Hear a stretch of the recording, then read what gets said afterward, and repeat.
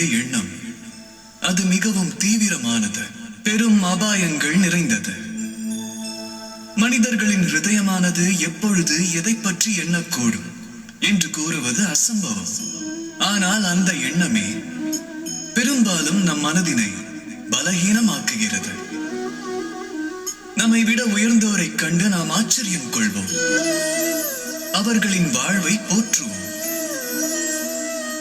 அதன் பின் நம்மை பலகீனமாய் எண்ணுவோம்.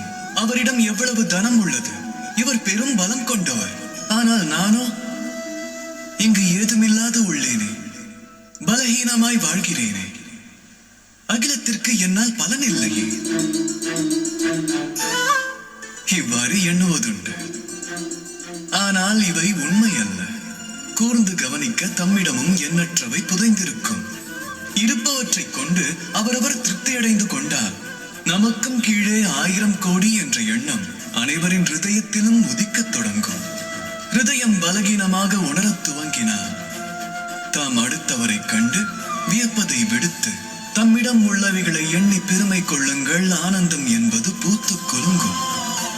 இவ்வுலகில் யாரோ ஒருவருக்கு தாங்களே முழு உலகம். தங்களின் அந்த உலகை கண்டு கொண்டு அதில் பரிபூர்ணமாய் வாழத் துவங்குங்கள். ராதா ராதா.